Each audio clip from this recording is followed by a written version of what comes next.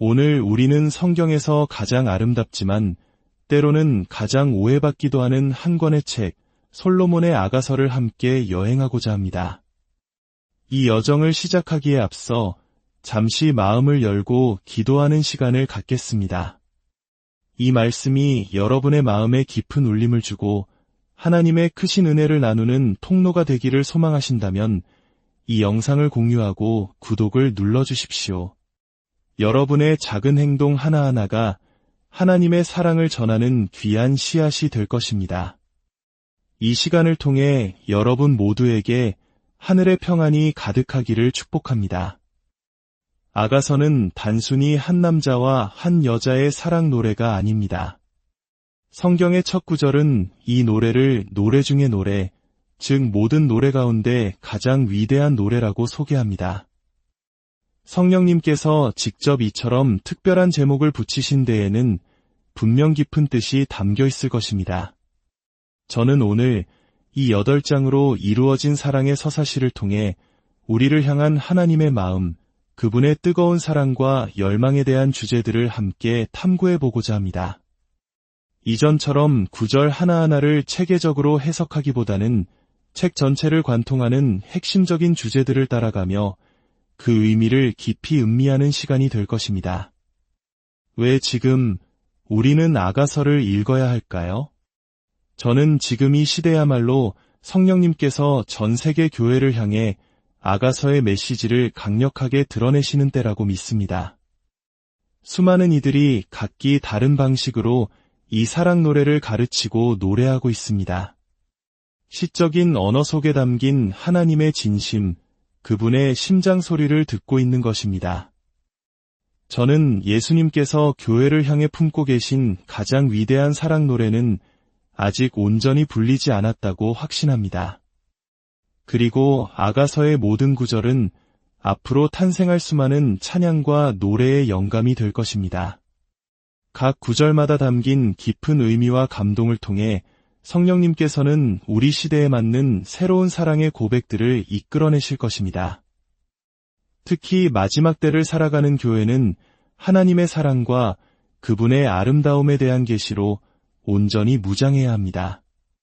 하나님은 사랑이시다라는 말은 우리 모두가 아는 당연한 진리처럼 들릴지 모릅니다. 하지만 우리는 이 진리를 그저 스쳐 지나가는 생각으로 남겨두어서는 안 됩니다. 우리는 이 진리 속으로 아주 깊이 들어가야만 합니다. 우리는 하나님께서 우리를 보시는 것처럼 우리 자신을 보고 그분이 우리에 대해 느끼시는 감정을 함께 느끼길 원해야 합니다.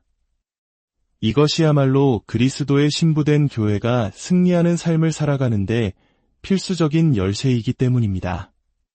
우리는 역사상 그 어느 때보다 정서적으로 깊은 상처를 입고 성적으로 무너진 세대 속에서 살아가고 있습니다. 바로 이러한 세대를 향해 주님께서는 교회의 신부로서의 정체성을 일깨우고 계십니다. 성령과 신부가 함께 신랑 되신 왕, 예수님을 갈망하는 세대. 역사상 오직 한 세대만이 전 세계적으로 예수님을 신랑 되신 왕으로 바라보며 자신들을 그분의 신부로 인식하게 될 것입니다. 하나님께서는 전략적으로 이 계시를 사용하십니다. 가장 깊은 상처와 아픔을 겪는 세대에게 가장 강력한 치유의 메시지를 주시는 것입니다. 저는 우리가 바로 그 세대의 시작점에 서 있다고 믿습니다. 그리고 이 세대를 치유할 유일한 실체는 우리를 향한 하나님의 마음을 드러내시는 성령님의 역사뿐입니다. 아가서 1장 15절은 이 책 전체를 관통하는 핵심 주제, 바로 우리가 하나님의 사랑받는 자라는 사실을 선포합니다. 나의 사랑 너는 어여쁘고 어여쁘다. 신약 성경의 넷 버전은 이 구절을 이렇게 번역합니다. 오, 나의 사랑하는 이여, 그대는 얼마나 아름다운가. 그대는 정말로 아름답다오. 상상해 보십시오. 완전한 하나님이시며 완전한 인간이신 신랑 되신 왕께서 바로 우리를 향해 이렇게 속삭이시는 장면을 말입니다. 이 진실은 그분의 마음에서 터져나와 그리스도의 몸된 교회를 정결하게 하고 만족시키며 새로운 활력을 불어넣고 희망을 줄 것입니다. 전례 없는 상처와 성적인 무너짐이 만연한 시대에 주님께서는 이렇게 말씀하십니다. 나에게는 더 우월한 메시지가 있다. 더 강력한 진리가 있다. 너는 아름답다. 그리고 너는 나의 사랑하는 자이다. 이것이 바로 진리입니다. 그리고 성령님께서는 이 진리를 사용하실 것입니다.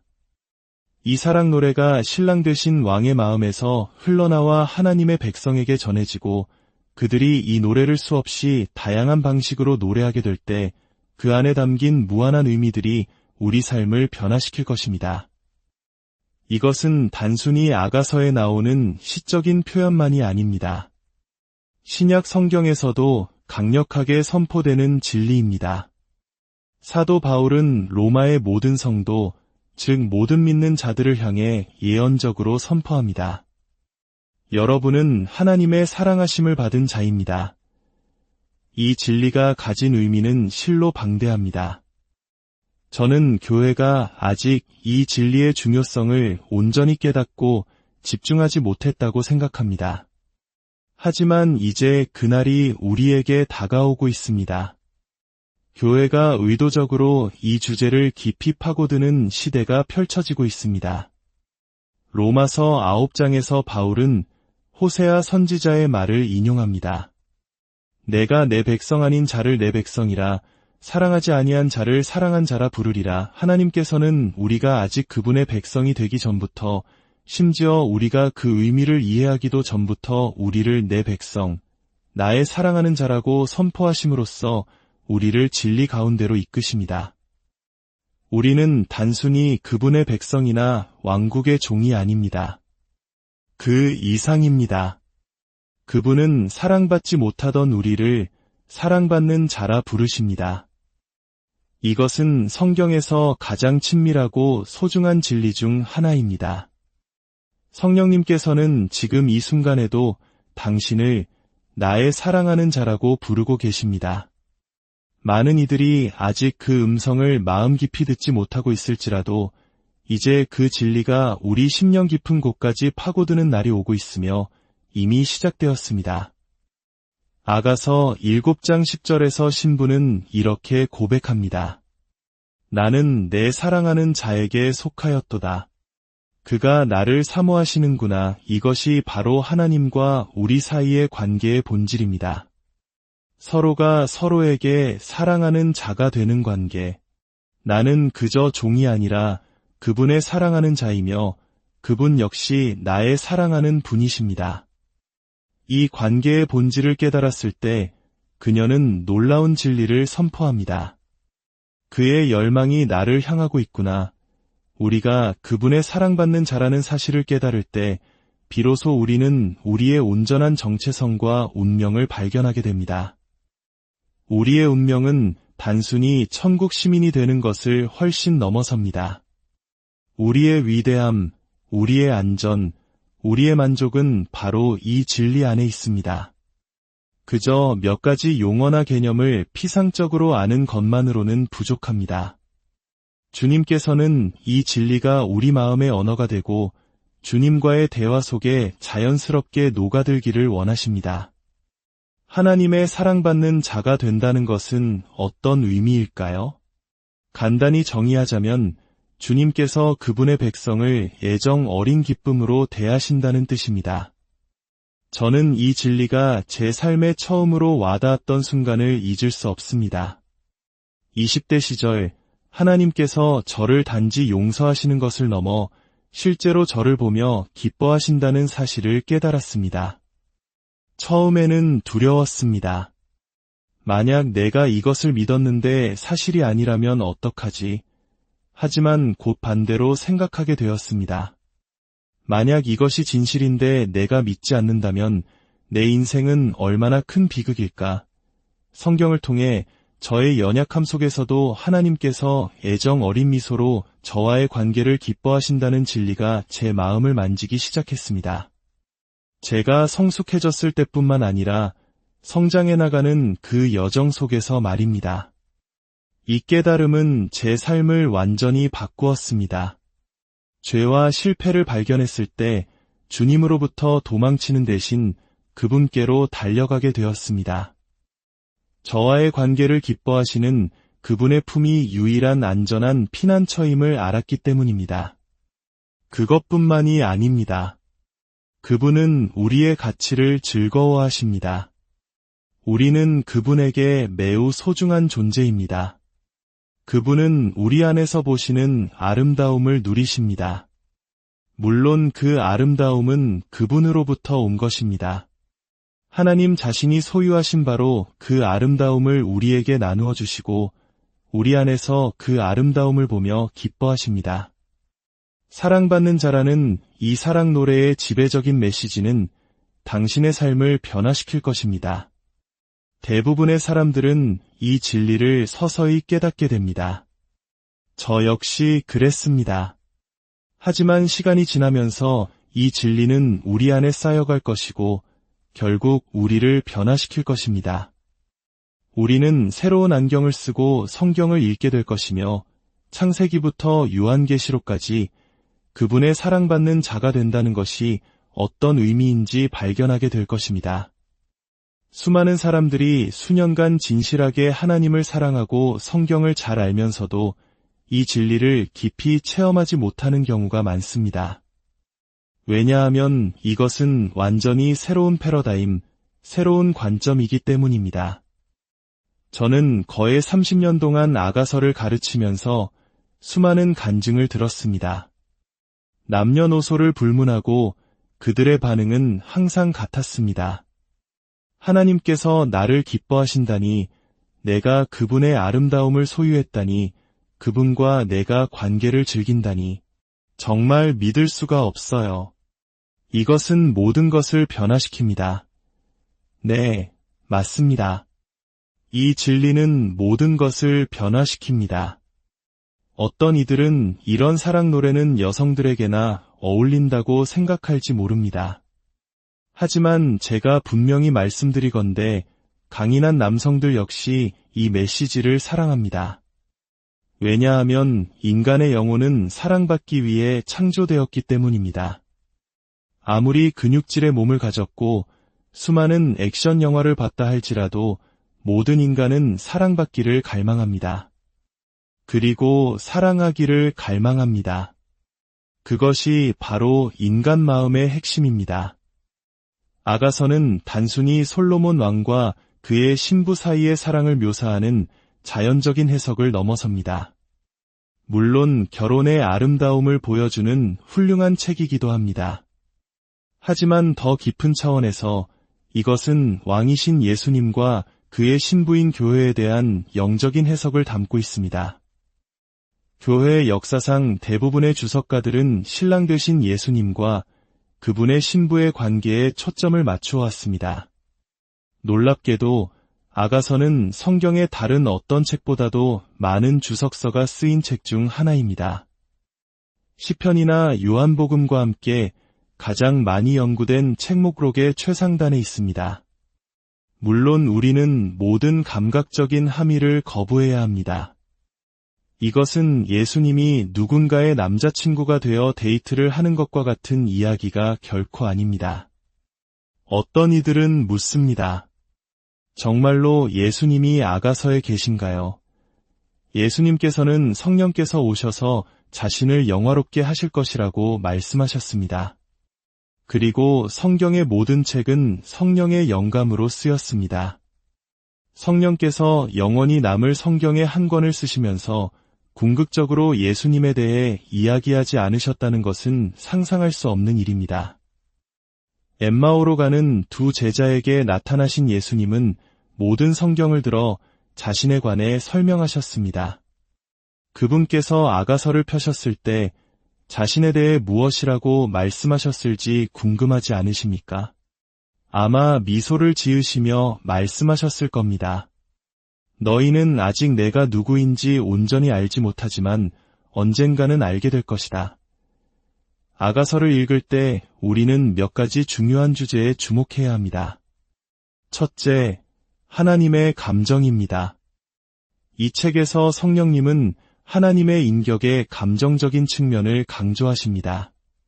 창세기는 하나님께서 무엇을 하셨는지, 즉 천지를 창조하신 사실을 알려줍니다.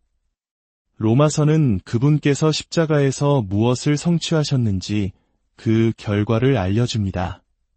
하지만 아가서는 그 모든 사실과 결과 뒤에 있는 이유, 즉 그분의 마음에 초점을 맞춥니다. 우리는 그분의 능력을 경이롭게 여기고 십자가가 성취한 것을 놀라워합니다. 그러나 그 모든 것 뒤에 있는 이유, 즉 그분의 사랑과 열망을 보게 될 때 우리는 전혀 다른 차원의 감동을 경험하게 됩니다. 우리는 하나님의 감정, 그분의 갈망, 기쁨, 즐거움을 배우는 학생이 되어야 합니다. 둘째, 하나님의 아름다움입니다. 이사야 33장 17절은 주님이 오실 세대를 향해 이렇게 예언합니다. 내 눈은 왕을 그의 아름다움 가운데서 보며 우리는 그분의 능력과 지혜뿐만 아니라 그분의 아름다움을 보게 될 것입니다. 미디어가 만들어내는 거짓된 매혹이 넘쳐나는 이 시대에 그 거짓을 이길 수 있는 유일한 힘은 오직 하나님만이 가지신 진정한 아름다움입니다. 셋째, 우리에게 부여된 아름다움입니다. 아가서 전체에서 신랑 되신 왕은 반복해서 말씀하십니다. 나만 아름다운 것이 아니라 나의 사랑하는 너도 아름답다. 내가 가진 아름다움을 너에게 준다. 즉, 주님께서 우리를 보실 때 혐오감을 느끼거나 주저하지 않으신다는 뜻입니다. 그분은 우리 안에서 기쁨과 가치를 느끼십니다. 우리의 선한 모습들이 아직 작은 싹에 불과할지라도 그분은 그 가능성을 보시고 그것을 아름답게 여기십니다. 우리가 단지 용서받은 존재가 아니라 그분이 실제로 우리 안에서 아름다움을 보시고 기뻐하신다는 사실을 깨달을 때 우리의 관계는 완전히 새로운 차원으로 발전합니다. 넷째, 사랑의 각성입니다. 우리를 향한 하나님의 열정과 사랑에 대한 진리는 우리 안에 잠자고 있던 사랑을 깨울 것입니다. 하나님을 더 뜨겁게 사랑하게 만드는 가장 확실한 방법은 그분이 우리를 얼마나 열정적으로 사랑하시는지 깊이 배우는 것입니다. 다섯째, 동역자 관계입니다. 사랑은 동역을 갈망합니다. 그분은 일꾼을 원하시는 왕이 아니라 동반자를 원하시는 신랑이십니다. 그분은 우리가 그분을 위해 일하기보다 그분과 함께 일하기를 원하십니다. 사역에서 탈진하지 않는 비결은 그분을 위해 일하는 것이 아니라 그분과 함께 일하는 것입니다. 그분과 대화하고 그분의 마음을 느끼고 우리의 마음을 나누는 것. 육신은 피곤할지라도 우리의 마음은 새로운 힘을 얻게 될 것입니다. 이 모든 주제는 성경 전체에 걸쳐 나타나지만 아가서만큼 이 진리들이 짧은 8장 안에 압축적으로 담겨 있는 곳은 없습니다. 이 진리의 닿은 예수님 안에서 발견됩니다.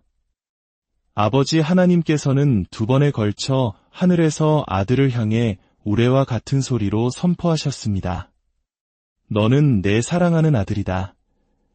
첫 번째는 예수님께서 40일간의 광야 시험을 받으시기 직전이었습니다. 인간으로서 가장 연약해진 상태에서 사탄의 가장 맹렬한 시험에 직면해야 했던 아들을 향해 아버지는 선포하셨습니다. 너는 나의 사랑하는 자. 이 진리는 그에게 가장 큰 시험을 이겨낼 힘의 원천이 되었습니다. 두 번째는 십자가를 지시기 직전 변화산 위에서였습니다. 모세와 엘리야가 나타나 그의 죽음에 대해 이야기할 때 아버지는 다시 한번 선포하셨습니다. 예수야, 너는 나의 사랑하는 자. 이 진리는 그에게 십자가를 질 힘을 주었습니다. 마지막 때의 교회 역시 마찬가지입니다.